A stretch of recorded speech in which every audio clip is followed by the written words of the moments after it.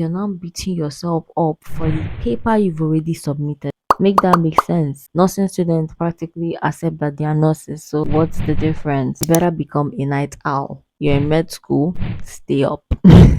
One thing with medical school is no one really gives you actual guide on what to expect and the things to avoid in order to go through the different phase of medical school and come out successfully, especially if you don't want to go crazy throughout the process. And in today's video, I'll be sharing the 7 sins of medical school, the 7 things you must avoid in order to ensure that you come out successfully as a medical student, not just academically but physically, mentally, socially as well. But before we get into the video, hi bandmates, and to my new viewers, hi guys, I'm Abby, a final year med student currently based in Nigeria, and on this channel I help overachievers, students, and the next generation of doctors make their journey towards achieving their goals as easy and enjoyable as possible. So if that sounds like something you'd be interested in, just stick around by subscribing. And now that we're done with the formalities, let's get straight into the video.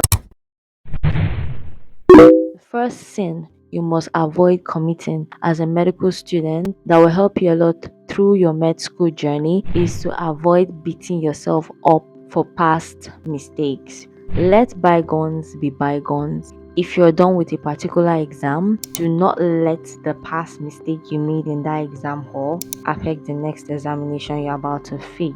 Yes, you're out, you're done with it, or you're asking your friends, oh, what was the answer to the other one? I actually answered it wrongly, and you're now beating yourself up for the paper you've already submitted. Make that make sense? You still have like 2-3 papers in front of you and you're thinking about the one you've already submitted, crying over spilled milk. How is that supposed to help your life? How is that supposed to help you? Once you're done with a particular examination, you've dropped your pen and you've submitted, let that be bygone. Face the next battle in front of you. Once you're done with your examination, you can go back to the mistakes you've made to help you out with revisions in case a similar question comes out again in the future. But once you're still in the exam mode, remain in that exam mode. Once you're done with that, let it go. If possible, leave those people that are discussing the answers if it's going to affect you emotionally, and walk to your house or go and prepare yourself for the next phase of the examination. Do not beat yourself up for your past mistakes. Next thing you must try to avoid, especially when you become a clinical student, is not accepting that doctor title. If you're like me, you are trying so much to be humble that when someone calls you a doctor, you're quick to defend and be like, no, I'm not a doctor, I'm a med student. For you to get to this point in your life, best believe you've crossed so many hurdles that you've not gotten your degree, but you might as well accept that title. So stop running away from that title in the name of humility. It's something about visualizing yourself as something. Once you have a tag to yourself, best believe you start walking as that person. So once you accept the fact that yes, you're already a doctor, you're a med student, but come on, being a final year med student is not beans. Being a clinical student is not beans. If they call you that name doctor, take it with your full chest. Don't be quick to push away the title in the name of humility. There's power in the tongue. Once you say you're a doctor, you subconsciously start acting like it, subconsciously start studying like a doctor. Especially when you get into the clinical level, they expect you to start thinking and actually analyzing cases as a doctor. If someone should call you a doctor, accept it by all means. Tell them yes, that's what you are. Don't think that you're being humble by saying, no, I'm not a doctor, I'm a med student. Nursing students practically accept that they are nurses, so what's the difference? Do not run away from the title that you're studying almost throughout your adult life to get. Accept it, and once you accept it, subconsciously you start acting like it, thinking like it, carrying yourself like a doctor, and before you know it, it's seeps into other aspects of your life and you see yourself performing really well because you already see yourself as that person. Like when people say act like who you want to be in the future, even though you want to be a millionaire, you don't have money right now, but they tell you you should dress the part, act the part. Try to put yourself in places where people will see you and give you opportunities. Accept that title. Don't run away from your title in the name of humility. Okay? The next one is emulating people's lifestyle instead of creating your own lifestyle and routines. You come online as a medical student, you're bombarded with so many routines, study tips, study habits, but you never find time to sit down. Amongst all the study habits you've been listening to, which of them have you tried to implement for like 3 months and be like, oh, this actually didn't work for me? Or you yourself actually sit down and be like, what routine, what study habits, what lifestyle actually works for me as a student where I am? As a medical student in Nigeria, there are certain things that medical students in South Africa or in the UK or in the US would be doing that I know wouldn't work for me and the system where I am. So you should learn how to look at other people, try to get a few tips here and there, but do not emulate them to the core. Try to create your own lifestyle and your own schedule that works for you and the environment where you're studying as a medical student. Do not go emulating to a T. It's just like how life is in general. You don't just go on social media and you copy everything you see. You take the tips, see out the ones that work for you, and then trash the ones that do not work for you. Try to make sure that whatever you're learning from other people, even from your senior colleagues, get a few tips from them here and there, but make sure that you're molding whatever lifestyle, whatever habits you're building it surrounding your own personal preference that suits you as a person.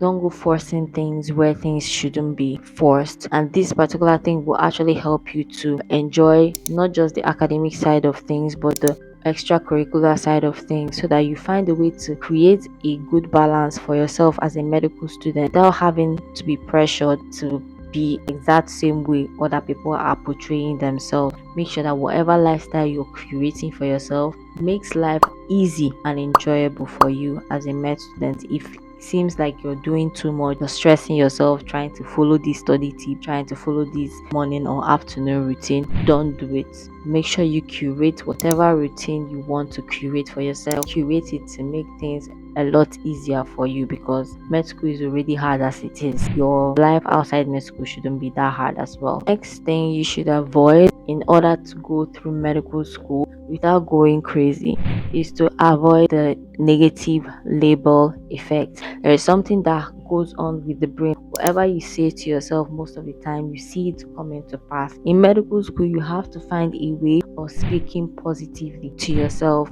Try to limit negative labeling effect. Don't go saying I'm dumb just because you didn't understand something. Don't go saying I'm stupid. If you're stupid, you wouldn't be in medical school, trust me, because there's something that medical school does to the most intelligent people to make you appear so dumb. You start questioning your intelligence. Try as much as possible to not label yourself negatively when that phase comes, because it will come. By the time you're hit with one or two anatomic terms and you're looking at yourself like, what have I been doing all my life in this education? Resist the temptation to label yourself negatively. Instead of saying I'm stupid, just say I don't understand it just yet. Instead of saying I'm a procrastinator, say I'm an intermediate learner. Look for other less negative terms to give yourself and avoid negative labeling towards yourself. The next thing you must try as much as possible to avoid committing is telling yourself you're not a nocturnal person. So you have to find a way to become a night person, especially if your study schedule during the day is cramped up. One thing about the brain is that it can be taught to do anything you want it to do. It can learn to start becoming a night person as long as you train it to. This training will not occur overnight. That is why you start little by little. You can start by training it to sleep at a particular time and wake up at a particular time. Find a way to readjust and readapt to situations when it arises. So if you get into medical school and the daily activities are cramped, don't go telling yourself, oh, I cannot read in the night. Find ways to start reading at night. Make yourself read at night. I am not saying you should go and kill yourself. You still need sleep, okay? But find ways to start training your brain to start staying up late at night.